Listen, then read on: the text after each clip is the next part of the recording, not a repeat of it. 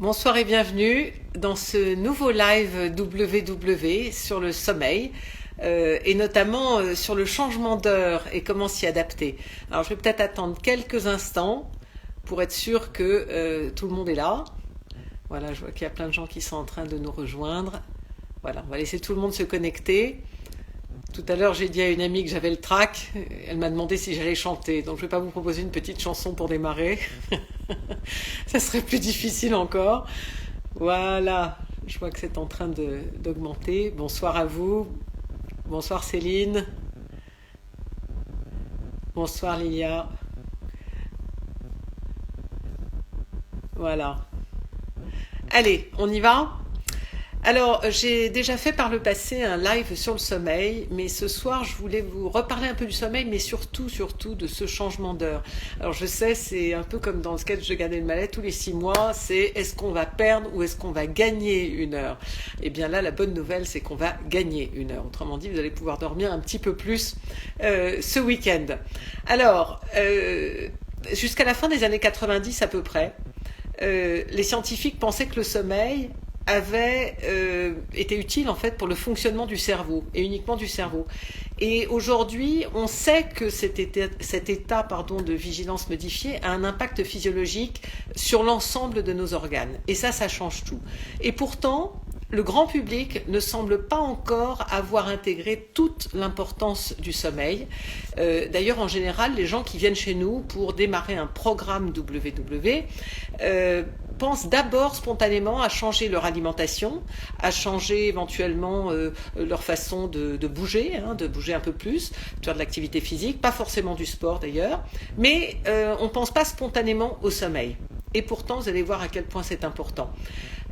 En suivant les progrès de la science, le programme WW a évolué et dans son évolution, il a finalement placé le sommeil au rang de pilier indissociable au même titre que l'état d'esprit, que l'alimentation ou que l'activité physique. Donc vous voyez à quel point on considère que chacun de ces piliers est important. Alors on a pu observer en pratique, pardon d'en reparler, mais dès le premier confinement, au printemps 2020, une augmentation importante du nombre de gens qui souffraient d'insomnie, de réveil intempestif, mais aussi de mauvaise qualité de sommeil.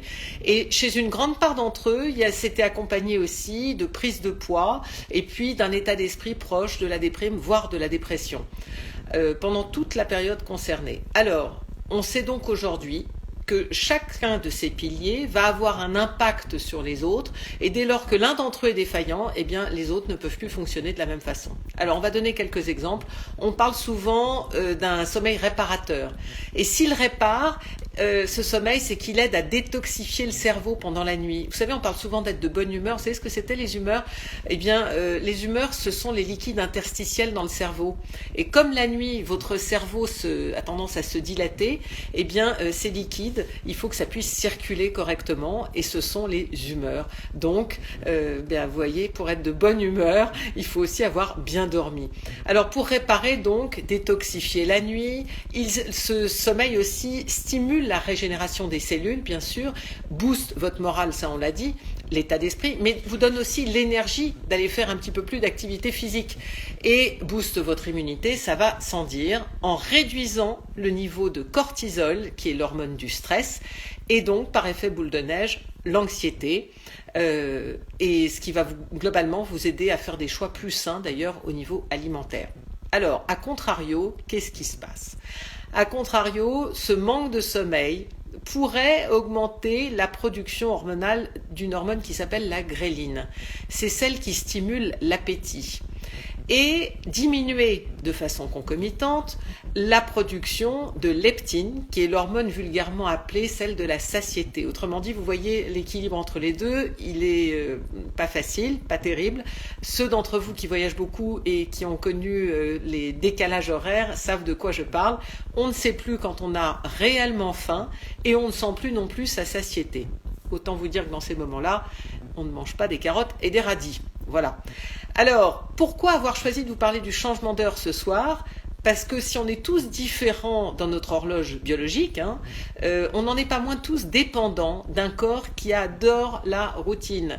Et c'est comme une horloge suisse, en fait, dès qu'il y a un grain de sable qui vient entraver le fonctionnement, le bon fonctionnement, par exemple ces changements d'heure, eh bien les heures de lever, de coucher viendront provoquer des difficultés d'endormissement notamment. Alors c'est vrai aussi, d'ailleurs vous le noterez avant qu'on continue sur ce sujet, pour les repas. C'est-à-dire que des horaires réguliers de repas vont vous aider à ne pas perturber aussi votre horloge biologique.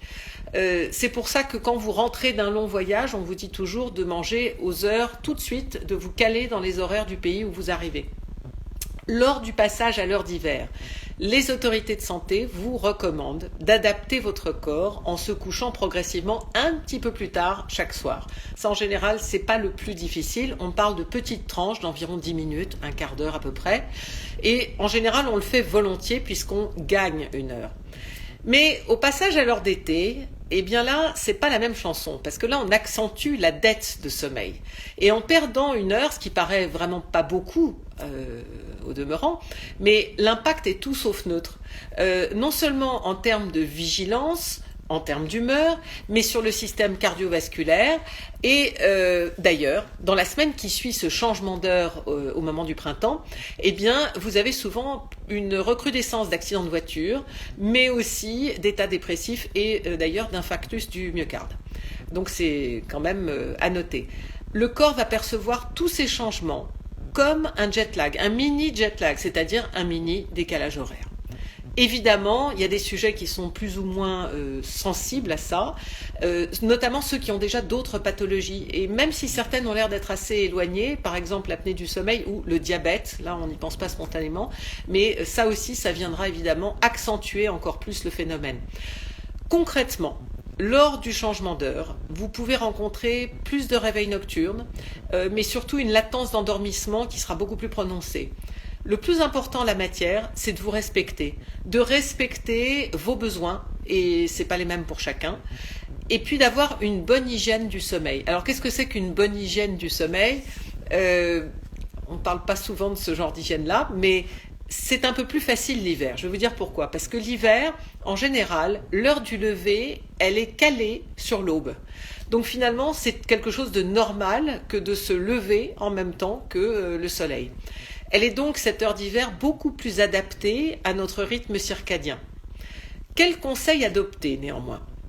Alors, tout d'abord, ne pas manger trop tôt le soir. Parce que quand vous mangez trop tôt le soir, d'une part, c'est pour ne pas avoir faim la nuit, mais surtout parce que votre cerveau, il a besoin de nourriture contre toute attente pendant le sommeil, lors de son activité qui est intense, notamment pendant le sommeil paradoxal.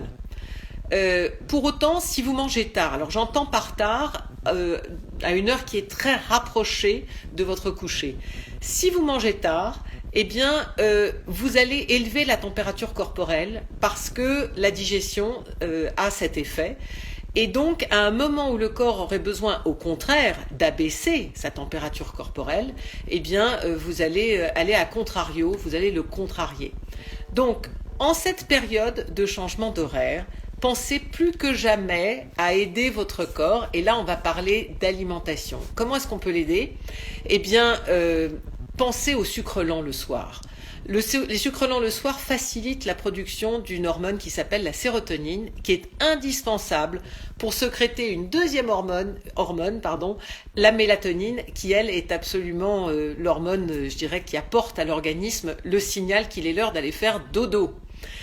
Et pour aller un peu plus loin sur le sujet, sans rentrer dans des choses trop scientifiques, sachez que cette fameuse mélatonine, elle a besoin aussi, pour être produite, d'un élément qui a un nom un peu compliqué, je vous l'accorde, mais vous allez voir, je vais vous donner des exemples d'aliments qui contiennent cet élément, c'est le tryptophane. Et le tryptophane, c'est un acide aminé que le corps ne sait pas produire tout seul. Alors, il faut le lui offrir, et le lui offrir par le biais de l'alimentation. Et on en trouve dans de nombreux aliments. Je vais vous les citer, mais simplement, certains d'entre eux sont d'origine animale. Donc, ils créent de la chaleur à la digestion. Alors, si vous le pouvez, choisissez plutôt ceux d'entre eux qui sont d'origine végétale pour aller dans le sens de votre corps, quand vous le pouvez évidemment. Alors, dans quoi on trouve ce tryptophane? Eh ben, on va le trouver dans les œufs, on va le trouver dans les noix, les amandes, les noisettes, les produits laitiers aussi, le riz, le quinoa, le maïs, les légumes secs. Alors les légumes secs, donc les lentilles, les pois chiches, pois cassés, etc. La banane et la viande et le poisson. Voilà. Donc faites votre choix. Certains d'entre eux sont d'origine végétale. Vous pouvez les choisir de préférence, mais c'est pas grave si vous choisissez des éléments d'origine animale. Le tout, c'est de varier le plus possible. C'est ce qu'on vous dit le plus souvent dans le programme WW. Enfin, je voudrais vous dire que pour privilégier un bon sommeil et surtout un bon endormissement, attention aux aliments gras lorsqu'ils sont consommés en grande quantité. En grande quantité le soir, ces aliments vont stimuler l'éveil. Donc méfiance, parce que ça peut aussi occasionner une fragmentation du sommeil. Et c'est ce que vous ne souhaitez pas. Alors pour mieux amorcer ce changement d'heure, je vous disais amorcer la transition quelques jours avant, par petites tranches de 10-15 minutes. Et surtout, préparez la nuit par le jour. Alors, qu'est-ce que ça veut dire? Ça veut dire exposez-vous à la lumière du jour et surtout le matin. Parce que la lumière du jour le matin, elle aide votre corps à réguler votre horloge biologique. Autrement dit, pour passer une bonne nuit, il faut déjà se préparer dès le matin. Évidemment, il y a aussi tous les conseils classiques que certains d'entre vous ont déjà entendus lors d'un précédent live sur le sommeil, des conseils pour s'endormir et surtout pour avoir une meilleure qualité de sommeil. Ils valent toujours, alors on va en citer quelques-uns. Une chambre propice à l'endormissement, c'est une chambre qui n'est pas surchauffée. Alors je veux parler de 18-20 degrés. Je sais qu'il y a des gens qui vivent en appartement, je pense à ma sœur qui a un appartement très surchauffé et qui va sourire.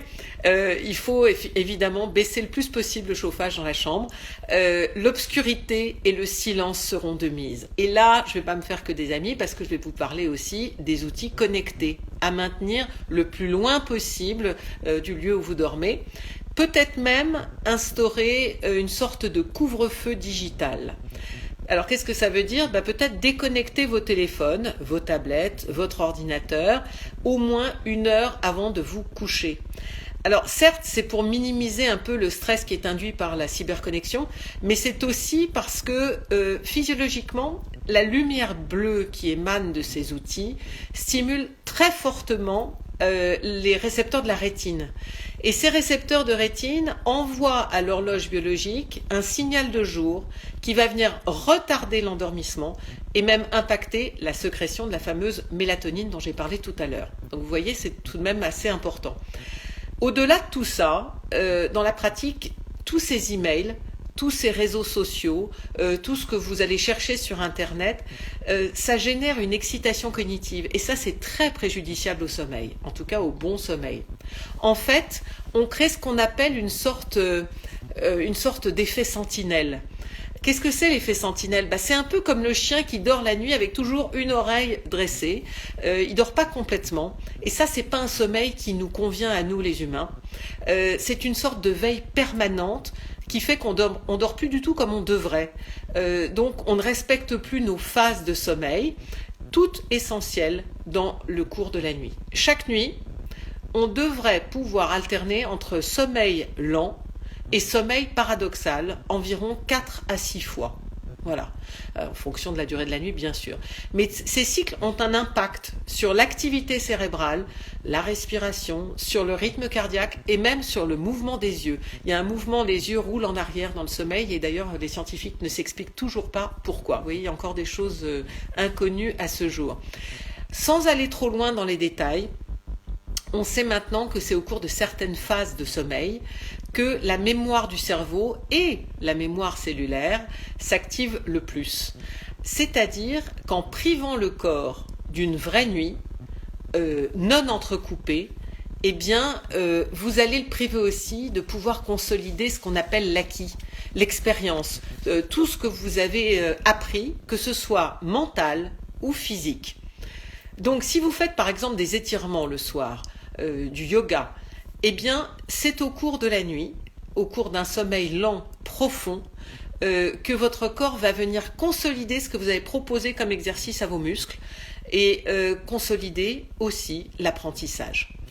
En termes d'activité avant le sommeil, justement, On favorisera plutôt des activités calmes, des activités dans lesquelles le cœur ne bat pas à toute allure, hein, pour avoir une nuit sereine. Mais surtout, on va, dès la fin de l'après-midi, peut-être limiter la consommation d'excitants.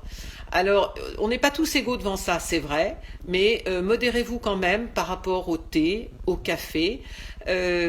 Les boissons gazeuses sucrées aussi, parce que le sucre reste un excitant, et notamment celles qui contiennent de surcroît des énergisants. Ça, c'est tout à fait le genre de boisson qu'il faut éviter, même avant 18h le soir. Donc, si vous pouvez éviter ça, eh bien, vous aurez certainement une meilleure qualité de sommeil. Je crois que j'ai couvert pas mal de points par rapport à tout ce qui peut vous aider à vous adapter sur ce sujet du sommeil et du changement d'heure.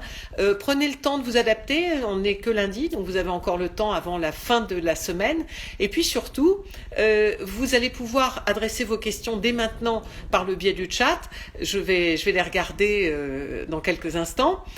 Mais vous pouvez aussi, sur l'application WW, vous connecter et vous découvrirez notamment nos podcasts pour vous préparer au sommeil, et ainsi que le Check-in Wellness, qui est le lieu privilégié dans l'appli où vous pouvez chaque semaine non seulement rendre compte de vos objectifs, de ce que vous avez réussi ou pas, mais de la façon dont vous vous sentez par rapport à votre humeur et donc à votre sommeil, et puis comment reprendre des objectifs réalistes pour la semaine qui vient.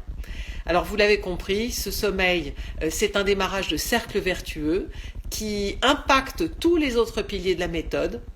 Et donc, eh bien, écoutez, venez nous retrouver peut-être en atelier visio ou en atelier physique. Toutes vos coachs vous aideront, vous soutiendront dans votre programme, dans votre parcours. Pour ma part, j'officie tous les mercredis soirs en visio à 18h30 sur le groupe Paris Rocher et les mercredis midi et vendredis midi au studio physique de Paris Rocher. Voilà. Alors, je vais regarder maintenant un petit peu quelles sont vos questions. Je vois quelqu'un qui dit « Et si on a besoin de se défouler ?» Défoulez-vous, bien sûr. On en a tous besoin. Essayez de privilégier ce défoulement dans la journée si c'est possible. Mais se défouler ne passe pas toujours forcément par des activités cardio. Vous voyez ? Ça peut aussi passer, en tout cas pour le soir, par des activités au contraire de recentrage, de respiration. Et ça peut effectivement changer la donne par rapport à votre corps pour pouvoir vous endormir. Alors, quoi d'autre ? Combien de temps entre le dîner et le coucher pour favoriser un bon sommeil ? On parle en général d'environ 2 heures. Vous voyez, parce que en fonction de ce que vous mangez, évidemment, si vous mangez un repas extrêmement lourd, il faudra peut-être plus de temps pour pouvoir vous endormir, parce que ce temps de l'endormissement, il est d'autant plus difficile et long que la digestion n'est pas terminée. La nuit, c'est fait pour réparer le corps. Si vous vous couchez à un moment où vous n'avez pas fini de digérer, d'une part vous êtes à l'horizontale, donc vous risquez peut-être des reflux gastriques, mais surtout vous n'êtes pas dans la position idéale pour que votre corps puisse faire passer tout l'ensemble de votre bol alimentaire au travers du système digestif. Donc surtout, pensez bien au maximum à laisser du temps. Si vous pouvez laisser 2 heures, c'est déjà pas mal. Alors je vois des gens qui ont un très mauvais sommeil depuis des années. Oui, rien ne vaut un bon livre.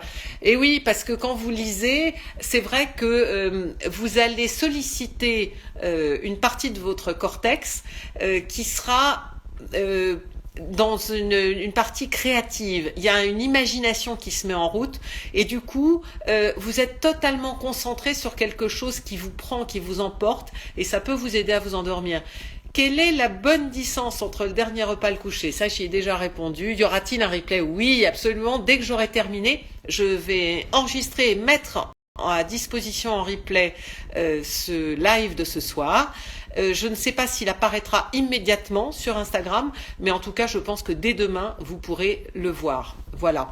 Alors, d'autres questions. Difficile de manger quand on a des horaires décalés. Ça, c'est vrai. En fait, lorsqu'on a des horaires décalés, ce qui est très difficile, c'est les changements d'horaires décalés. C'est-à-dire que les gens qui toute leur vie ont travaillé de nuit et dormi le jour, eh bien, même si c'est difficile pour le rythme circadien du corps, le corps s'habitue. Il y a qu'une chose qui manque, évidemment, c'est la lumière du jour. Mais au-delà de ça, le corps s'habitue. Par contre, ce qui est très compliqué et qui met à mal beaucoup de choses dans l'état du corps, c'est le changement de shift tous les 15 jours, par exemple. Et ça, je sais qu'il y a des gens qui travaillent en milieu hospitalier, notamment, ou dans les aéroports, et qui ont ce problème parce que c'est pas un rythme stable, c'est un rythme qui change sans arrêt. Et ça, le corps, il aime pas beaucoup. Voilà. Alors, le sommeil, c'est important pour l'équilibre. Oui. Et quand on travaille de nuit à l'hôpital, vous voyez, vous me l'avez soufflé, je l'avais pas vu, mais c'est exactement ça. Essayez aussi, parce que c'est vrai que peut-être dans ces cas-là, comme vous le dites, vous dormez peut-être 5 heures, 7 heures maximum. Essayez de faire des mini-siestes. Il y a un moment qui est tout à fait privilégié pour fermer les yeux, juste respirer et je dirais, vous délasser à défaut de dormir vraiment. C'est au moment de ce qu'on appelle la pause postprandiale. Lorsque vous mangez, votre corps se met à digérer à la fin, même en cours de repas déjà, puisque ça commence dans la bouche avec les sucs gastriques. Et lorsque vous finissez de manger, eh bien, il y a ce moment où le corps est totalement concentré sur la digestion, il y met toute son énergie et du coup, on est un petit peu fatigué. On se sent un peu là comme ça, vous savez, comme vous vous sentez souvent après le repas. D'ailleurs, vous buvez du café pour avoir à nouveau la pêche. Eh bien, si vous ne prenez pas votre café immédiatement, donnez-vous un petit temps pour fermer les yeux, respirer et essayer de vous délasser. Ça fait du bien. C'est pas du vrai sommeil, ça rattrape pas tout, mais ça peut vous aider. Voilà. Alors, quoi d'autre? Qu'est-ce qu'on m'écrit? Quelles sont les questions que vous posez? Pouvez-vous me préciser qui est l'intervenante? Eh bien, je suis Sophie Yoljoglou et je suis coach chez WW. Voilà. C'est vrai, je ne l'ai pas dit. Vous avez raison, le sommeil est très important. Est-ce qu'il y a d'autres questions? J'en ai peut-être loupé quelques-unes. Alors, vous pouvez de toute façon, je vois pas d'autres questions, vous pouvez de toute façon retrouver l'ensemble des lives que j'ai pu couvrir depuis le début de l'année sur notre compte Instagram. Vous appuyez sur la pastille WW et là, vous retrouverez un certain nombre de lives, pas seulement sur le sommeil, mais aussi sur l'alimentation, pour retrouver la motivation, puisque c'est la question que vous me posez là actuellement. Eh bien, venez tout simplement nous retrouver en atelier. Nous, les coachs, on est là pour ça, pour vous soutenir, pour aider le groupe aussi à vous accompagner, vous aider à trouver vos solutions, parce que les solutions, elles viennent de vous et de personne d'autre. La motivation, elle est là chaque jour, si vous la cherchez, et vous verrez que c'est à tout petit pas, chaque jour, que vous allez réussir à avancer, à progresser dans ce parcours. Voilà. Alors écoutez, j'espère que ce live ce soir vous a plu. Vous l'aurez donc, je pense, dès ce soir, sinon dès demain matin, en replay. N'hésitez pas à nous rejoindre en atelier et surtout, retrouvez-nous sur l'appli et dans nos podcasts. À très bientôt. Merci de votre fidélité. Au revoir et bonne nuit.